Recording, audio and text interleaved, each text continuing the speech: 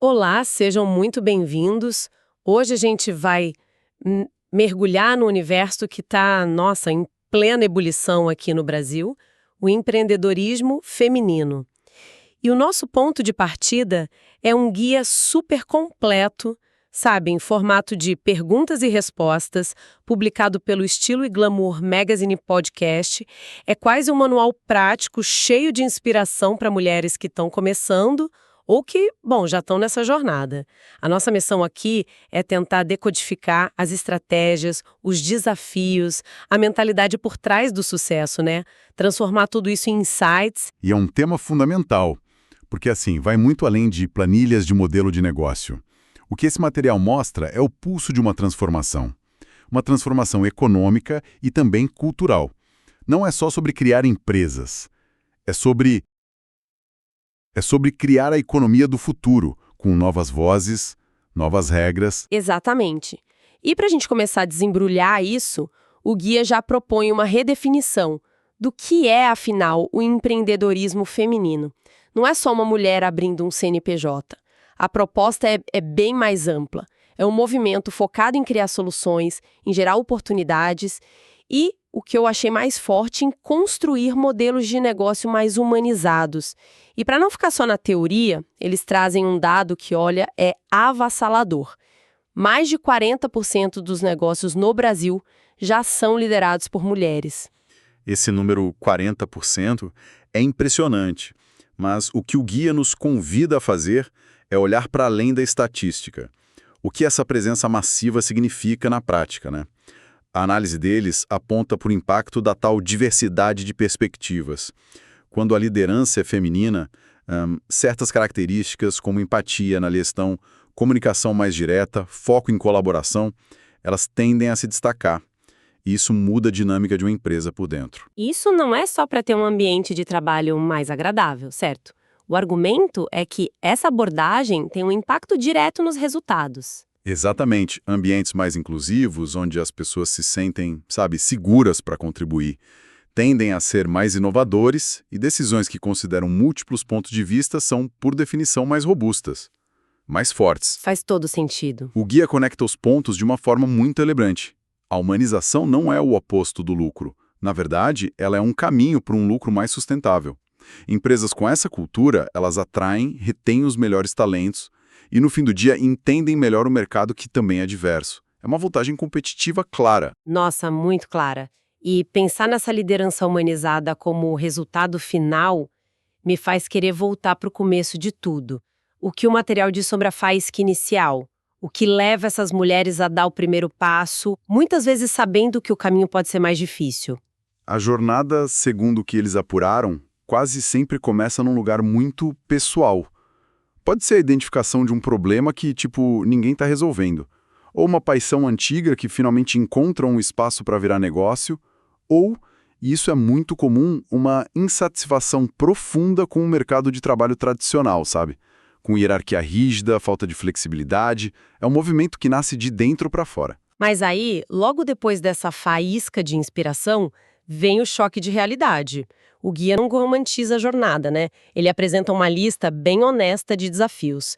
E são barreiras sistêmicas. A dificuldade em conseguir financiamento, o preconceito de gênero, às vezes velado, às vezes nem tanto, e a famosa jornada dupla ou tripla, conciliar o negócio com a vida pessoal. E o interessante é como esses desafios se retroalimentam.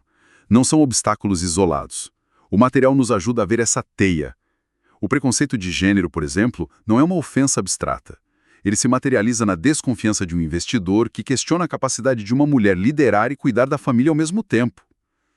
Isso afeta diretamente o acesso a capital. Um desafio amplifica o outro. E dentro dessa teia tem um desafio que é interno, a síndrome do impostor. Aquela voz que diz que você não é boa o suficiente, que foi sorte.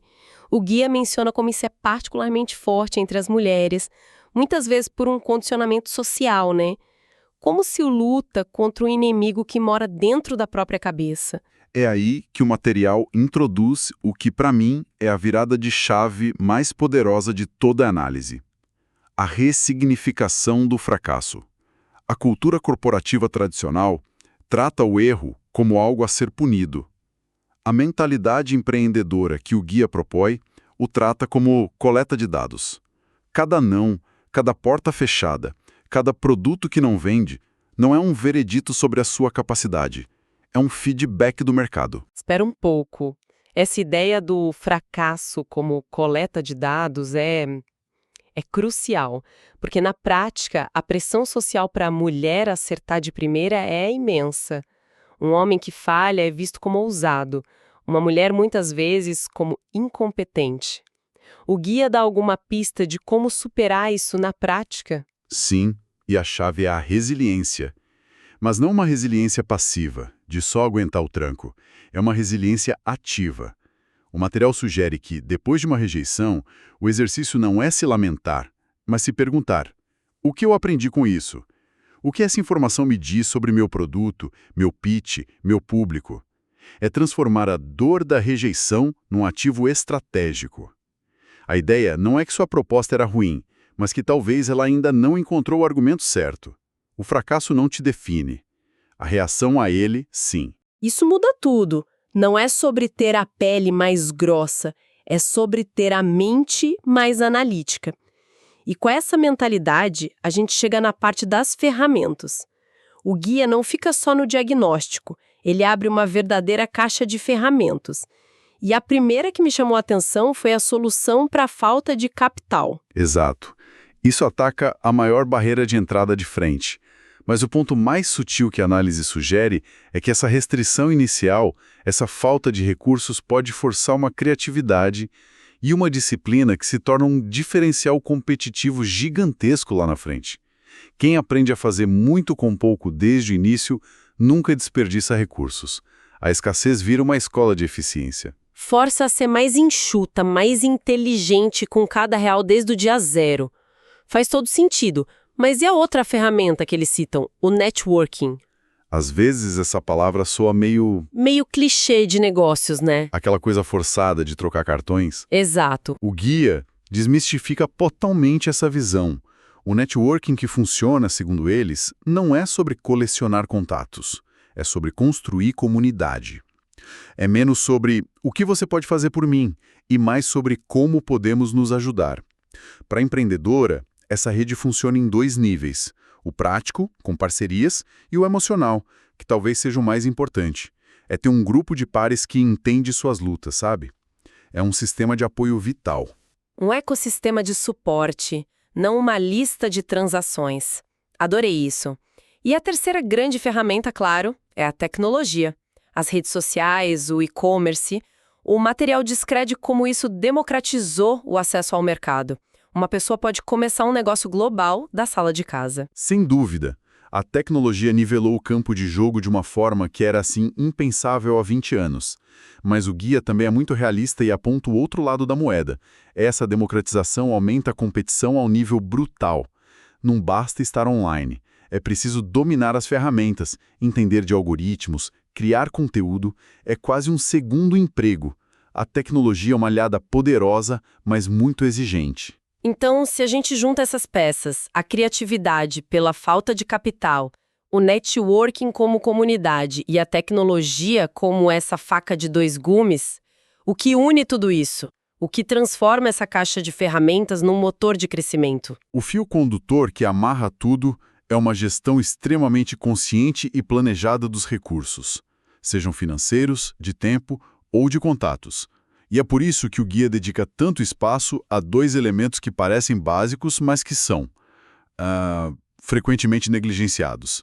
Um plano de negócio sólido e uma gestão financeira impecável. E o plano de negócios é visto como um documento vivo, né? Não algo que se escreve e se engaveta. Exatamente. Ele é descrito como um mapa para a jornada. É a ferramenta que te força a pensar nos desafios antes que eles apareçam. É o que dá clareza e foco. E a gestão financeira é o alicerce de tudo. A recomendação é muito direta.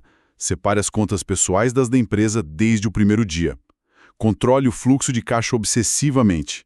O guia é categórico. A maioria dos pequenos negócios não falha por falta de clientes, mas por uma gestão financeira caótica. É a disciplina que sustenta a paixão. E essa disciplina nos leva para além dos números. A conversa avança para a construção de uma marca com propósito, com alma. E o pilar central disso, segundo a análise, é a confiança do cliente. Como isso é construído na prática? A confiança, como o material detalha, é um resultado. É o que acontece quando uma marca entrega consistência, qualidade, transparência e, acima de tudo, autenticidade. E tem uma frase no guia que resume tudo. Um cliente satisfeito é o seu melhor marketing. Significa cumprir o que se promete e, talvez mais importante, ser honesta e proativa quando as coisas dão errado. A forma como uma empresa lida com o erro diz mais sobre ela do que 1000 acertos. E essa confiança se conecta com a ideia de diferenciação. O guia argumenta que se destacar raramente é sobre ter o preço mais baixo. Sim, isso é uma corrida pro fundo do poço. A verdadeira diferenciação pode vir de um atendimento espetacular, de um produto inovador ou dos valores que a marca representa. Perfeito. O objetivo, como eles apontam, não é ser tudo para todos. É ser a escolha óbvia e insubstituível para um nicho específico de pessoas que se conectam com o que você oferece e com o porquê de você oferecer isso. É sobre profundidade, não sobre alcance. O que é fascinante é como essa abordagem redefine o que é um bom negócio. Ele não é só uma máquina de gerar lucro, ele vira um agente de mudança, mesmo que em pequena escala. Precisamente. O guia conecta essa diferenciação baseada em valores a conceitos como sustentabilidade e responsabilidade social. E o argumento é brilhante. Isso não é só uma questão ética, é uma estratégia de negócio extremamente inteligente. Os consumidores, especialmente as gerações mais novas, não compram só produtos. Eles votam com suas carteiras. Eles querem apoiar marcas que têm um propósito claro, que se alinham com seus próprios valores. Isso cria uma lealdade que o marketing tradicional não consegue comprar. E atrai os melhores talentos também, imagino. As pessoas querem trabalhar em lugares dos quais se orgulham. Sem dúvida. E para amarrar toda essa construção, o material destaca o papel da mentoria. O mentor ou mentor experiente pode acelerar a curva de aprendizado de forma exponencial. Mas a ideia mais poderosa que eles apresentam é a de um ciclo virtuoso. A empreendedora que hoje recebe mentoria, amanhã se torna mentora de outra que está começando. Isso cria um efeito multiplicador que fortalece todo o ecossistema. É incrível. Depois de olhar o panorama, os desafios, as ferramentas, a construção da marca, o que o guia diz sobre a mentalidade? Qual é o sistema operacional que roda por trás de uma empreendedora de sucesso? Bom, o primeiro pilar dessa mentalidade é a educação contínua, a disposição para ser um eterno aprendiz. O mercado, a tecnologia, o consumidor, tudo muda numa velocidade alucinante. O que funcionou ontem pode não funcionar amanhã. Então, a curiosidade e a humildade de estar sempre aprendendo não são diferencial, são condição de sobrevivência. E essa mentalidade de aprendizado e cuidado se estende para a vida pessoal, né? O material fala sobre o mito do sacrifício total. Sim, e de uma forma muito pragmática. O recado é claro. Autocuidado não é um luxo, é uma ferramenta de gestão.